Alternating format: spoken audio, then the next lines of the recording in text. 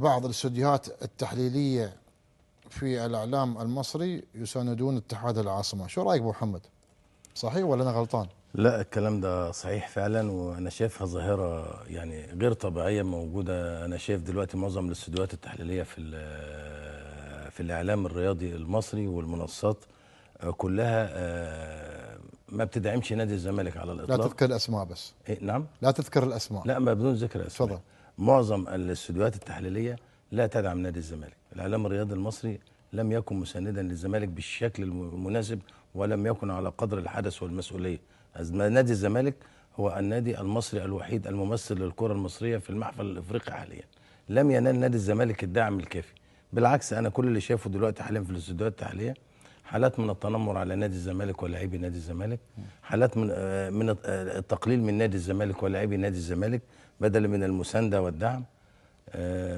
لماذا لا ادري. يعني انا الاقي مثلا واحد زي اقول اسمه ولا لا تقول مذيع؟ اسم. طيب. لا تقول اسم. احد المذيعين طالع بيقول لك او احد مقدمي البرامج طالع بيقول لك الزمالك فاز على سموحه بالصدفه. فاز على سموحه بالصدفه. سمعناها. الراجل ده على فكره انا مش هقول اسمه، الراجل ده كان مشجع لنادي الزمالك في يوم من الايام، وكان مربي شنبه وبقعد جنبي في نفس المدرج ومالوش علاقه بالاعلام. هو طيب. ده انا بقول له بقى من خلال هذا المنبر، لو هو شايفني دلوقتي هيبقى عارف انا اقصد ايه. هقول له انت دخلت الاعلام الرياضي المصري بالصدفه، انت مش اعلامي، انت دخيل على الاعلام وعيب عليك، استقيموا يرحمكم الله. طيب. انت مش اعلامي. برضه الاقي اخ تاني بدون ذكر اسمه لعب في اقول لعب في نادي ايه، مش هقول اسمه. قول. لعب في النادي الاهلي واعتزل. فالناس نسيته ومحدش فاكره، فعايز يفكر الناس بيه، يطلع يضرب في نادي الزمالك ولاعيبه نادي الزمالك، ويقلل من ناصر منسي، ويقلل لك من مصطفى محمد، مع ان مصطفى محمد مش في الزمالك حاليا.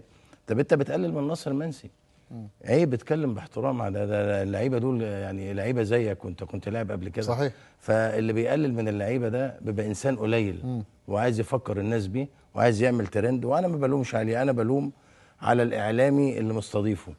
احنا في حدث افريقي دلوقتي، المفروض اساند وادعم نادي الزمالك، مش هطلع اصدر مشاكل لنادي الزمالك ولاعيبي نادي الزمالك. ده مش اعلام. طيب، شكرا ابو محمد. انا مستغرب يعني الكابتن، يعني الزمالك ترى يمثل الدوله، يمثل مصر، يعني شايل شعار. يعني هل انت ضد لا هم ضد الزمالك. لا ده في ترى انا مثلا الحين انت تقول لي اي نادي يشارك خارجيا والله اشجعه. انت بالنسبه لك في الامارات كابتن، اشجعه. في عند الزمالك لا طبعا. واحضر له مباريات. إيه؟ لا كابتن فهد، انا هقول لك على حاجه، مش هذكر اسماء، بس هو انا فيه حمله اتشنت على محمد عبد الجليل اللي هو مقدم برامج في تلفزيون الزمالك. نعم. الراجل ده محترم جدا، ده دكتور في كليه الاعلام جامعه القاهره، مقدم برامج في قناه نادي الزمالك.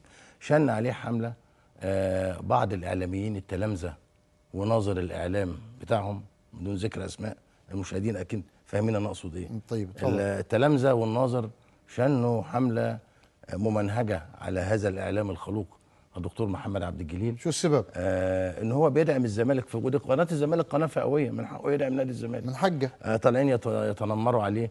اولا ده راجل دكتور بيدرس ماده الاعلام في الجامعه. انتوا مين يا تلامذه؟ انتوا النظر بتاعكم درستوا اعلام فين؟ فعيب لما يتكلموا عن الراجل يتكلموا المفروض عنه باحترام، لان الراجل ده اضافه كبيره جدا للاعلام الرياضي الزملكاوي، واضافه كبيره جدا للاعلام الرياضي المصري.